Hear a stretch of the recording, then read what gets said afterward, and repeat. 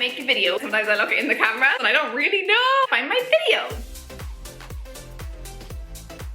Hello everyone and welcome back to my channel. This week I thought I would talk you through how I make a video from start to finish. I'm by no means an absolute pro, but there are a few things I've learned in my 2 years of making videos, so I thought I would share them with you.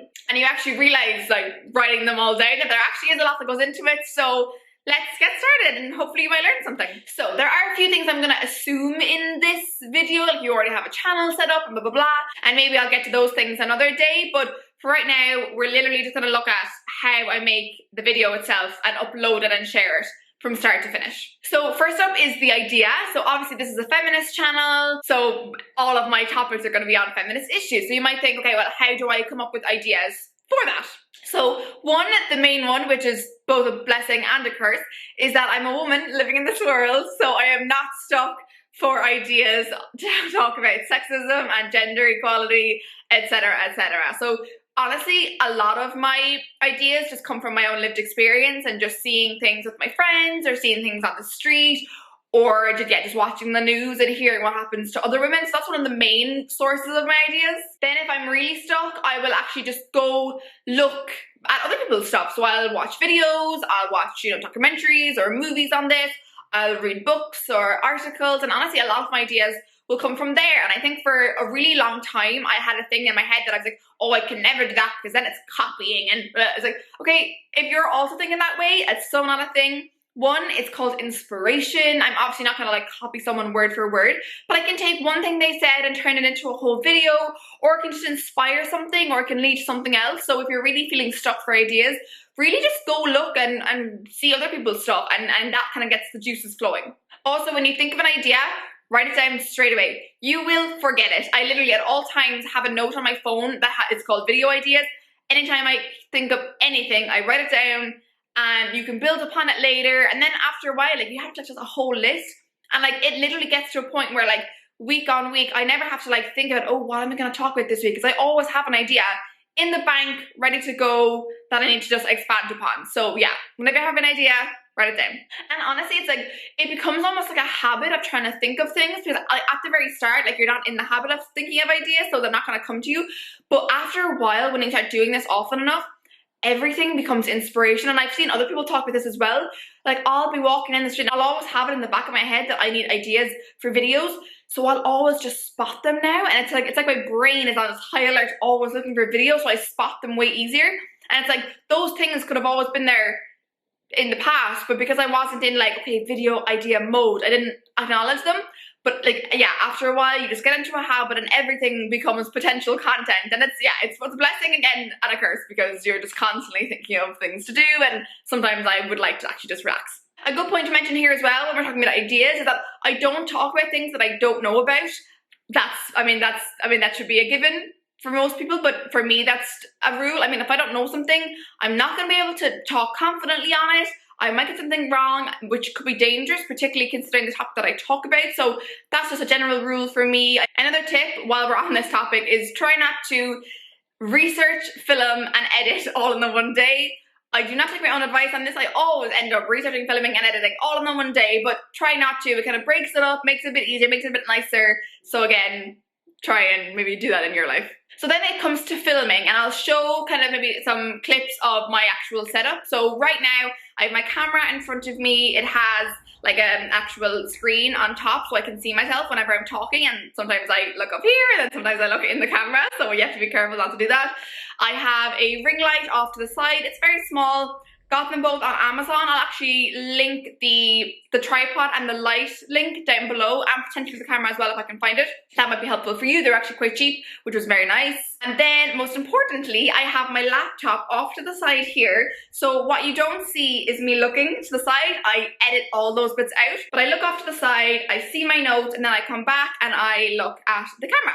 And usually I have it just in my notes app on my laptop. I make the font bigger so that I can see it like from far away. So that's pretty much what I do. I don't write like a full script, but I have just like my kind of main points written out. It's kind of a balance. Like, you don't want to write too much because then you obviously can't keep up and you're constantly looking at the laptop. But then you don't want to write too little either, because then you might forget to mention things, and then that's just messy and that's annoying when you think like, oh, I really wanted to say that. And you know, so it's kind of a nice balance between like bullet points, not saying too much, but also making sure you have everything down. Lighting is important to mention here. As said, I do have a ring light.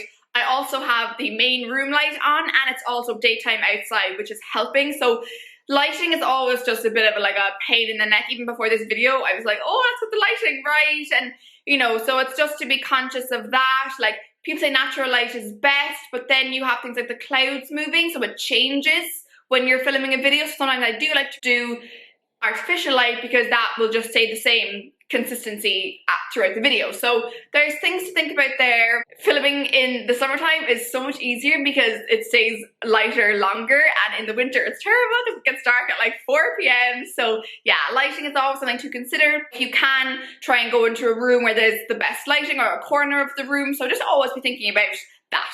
Some other things to mention while you're filming is the thumbnail. So something I learned from other people is, instead of taking like a separate picture, so, okay, let's actually go back to the basics. A thumbnail is basically the picture. So before you click into the video, it's the little picture of the video that you see, and it'll have maybe a picture of your face or a picture of whatever and some text showing you what the video is about. And we'll talk about how to do that later on.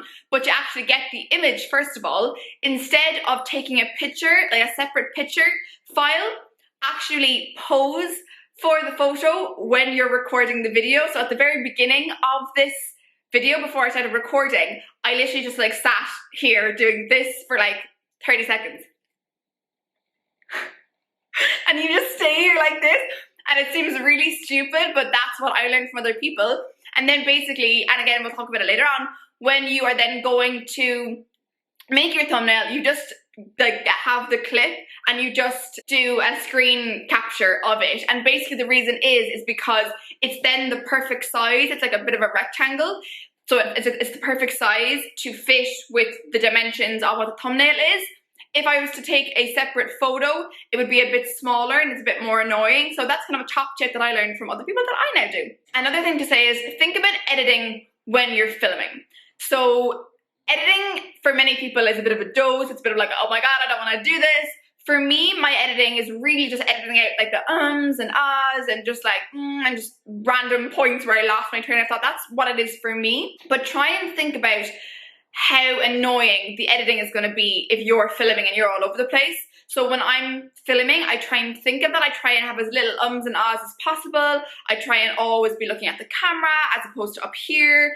I try and just have what I'm going to say ready in my head and just be natural and be nice and just make it as easy for me to edit as possible. So that kind of helps to have that in the back of your mind at all times. And then at the end of the video, obviously after you've said all you want to say, if you're on YouTube or wherever you are, always put a call to action at the end. So for me, that would be, you know, subscribe to my channel, give the video a thumbs up, which I'll do at the end of this video, you know, comment down below, all these things. And like, I think I always felt like, oh my God, but like people know what to do, but like they actually don't. After watching a 10-15 minute video, they might forget. It's always good to remind people because they probably won't do it otherwise. And like, if they like the video and you remind them to do it, they probably will go do it. So always do that at the end of the video. So then you've done your video, you've turned it off, blah, blah, blah. Now comes to the techie side. So basically, obviously, you transfer the files from your camera to your computer. For editing, for me, I just use the very basic iMovie, comes with my laptop. It's so basic, it's just free. I don't use any of like the bigger like movie editing software, like they cost like hundreds of euros and I don't know how to use them. Maybe one day I will invest and I will learn, but for right now I just use iMovie and like it's fine, it's grand, it's nothing, you know, too high tech. But to be fair, there is a lot of capability in there that I still don't even know about, so it is really, really good for what you need. Obviously you need a MacBook or an Apple laptop for that, but you know, if you have a Windows or whatever, there's obviously built-in video editing software with them too. So yeah, that's just what I use. And then as I said, when I'm editing, it's very, very basic. I cut out the ums and ahs. I reduce the background noise, which really, really helps. I very rarely change the actual like color, like the contrast and saturation and brightness and all that of the video. Maybe I should sometimes, but I try not to because I usually actually just mess it up. So usually I try and make the lighting as good as possible so that I then don't have to edit it later on. So then, as you'll have noticed at this video, I have an opening, and at the end you'll notice that I have an ending. So for those, I use Canva. Canva is amazing. Canva for everything. Canva for president. I'll try and insert some clips here of like how that looks. Basically, I always just, you can type in like YouTube thumbnail, you type in YouTube intro, YouTube outro. They have so many templates there, so many colors, you put in pictures. It's super, super easy. It's amazing, like literally everything you could need, it's on there. So yeah, Canva, and it's free. You can get a paid version, but I use a free version and it's great. Then at the beginning and ending of my videos, I also have a bit of music. So let's talk a bit about that. So for so long, I actually didn't have any music on my videos. And even now, I always think like, should I have it on in the background? But I haven't quite gotten that down yet. So right now I just have it at the beginning and the end. I know of two free sources to get videos. Again, I'll hopefully show them on the screen. One is the YouTube audio library. It's really cool. It's again all free. You can type in kind of the vibe you want, the genre, you can kind of be searching around. It does take time, but I mean, that's what you're gonna do. And I'll also include a link to that in the description below. And again, like they're free, but sometimes they might just want you to credit the musician or the artist, but they are free, so that's amazing. And they're for exactly this purpose, so that you don't get copyrighted, and like your video isn't taken down, or it can't be monetized, or blah, blah, blah. So it's all just like royalty free and actually free music, which is great.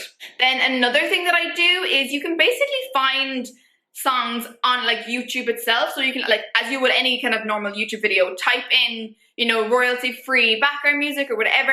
And again, a lot of the times they'll just want you to, it'll be free, but they'll just want you to credit the artist. And with those ones, like the actual like video will be the song, but they'll have a link in their description to the file that you can download, if that makes sense.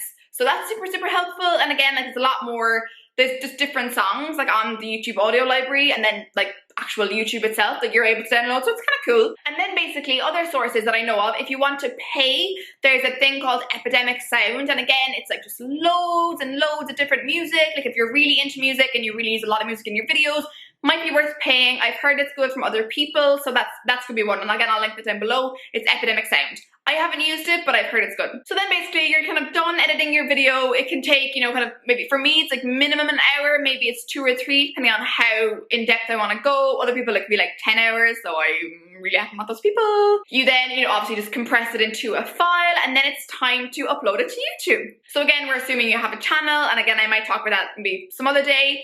But basically you're uploading, it takes ages depending on like your Wi-Fi, depending on the size of the file, all this stuff. So always leave enough time to upload it. And usually what I like to do is while it's uploading, I do all the things. So I do the title, the description, the SEO, and we'll talk about that. I do the thumbnail, all these things while it's uploading. Again, the thumbnail, I use Canva. And one thing I wanted to mention was I heard someone recently say that like all your thumbnails should be like a similar style, which I totally get. I have not made mine all the same style. They're all completely different, which like maybe just looks a bit insane on my channel. But my rationale was that I didn't want it to look like I was really lazy, but it actually just looks maybe kind of shit. So I might like consolidate my style someday and make them all like really, really similar. Who knows? I'd be interested to hear people's thoughts on that. I don't know. Then there's the title. Not much to say on this.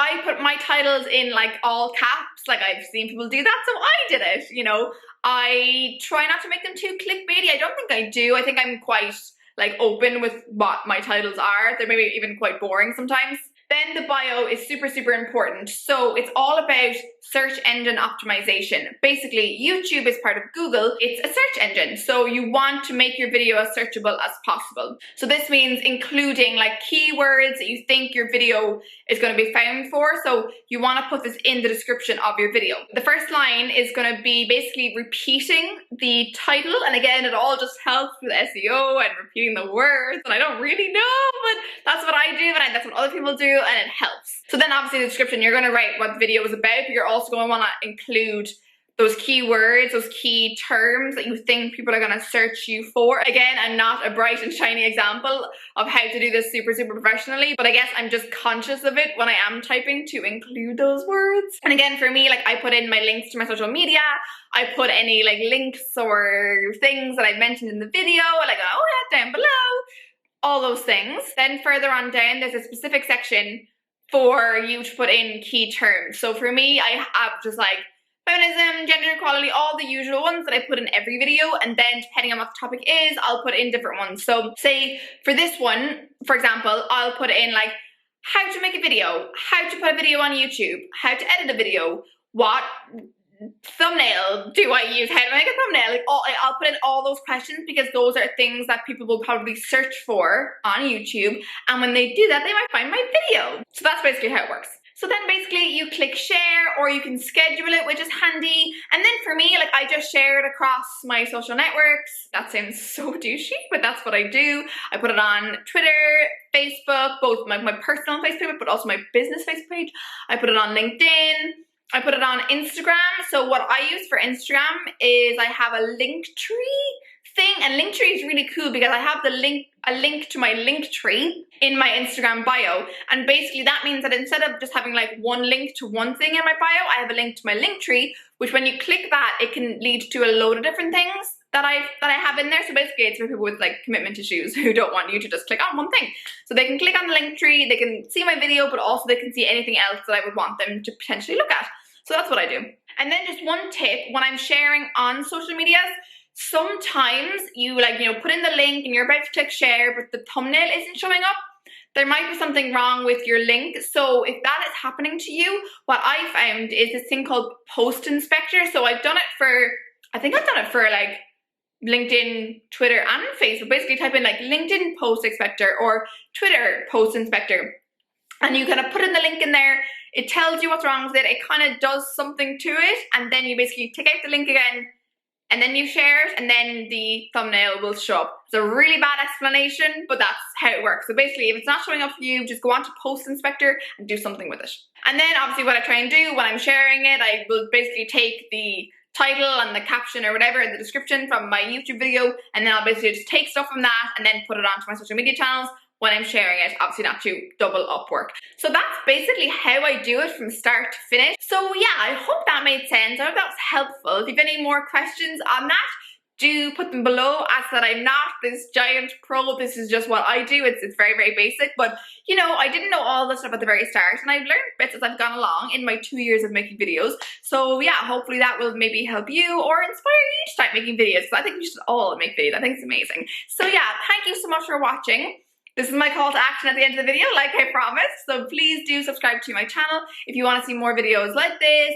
Please give the video a thumbs up if you enjoyed it and found it useful. And yeah, comment down below if you have any more questions or comments or maybe add-ons to anything that I've said. So thank you so much for watching, and I'll see you in the next one. Bye!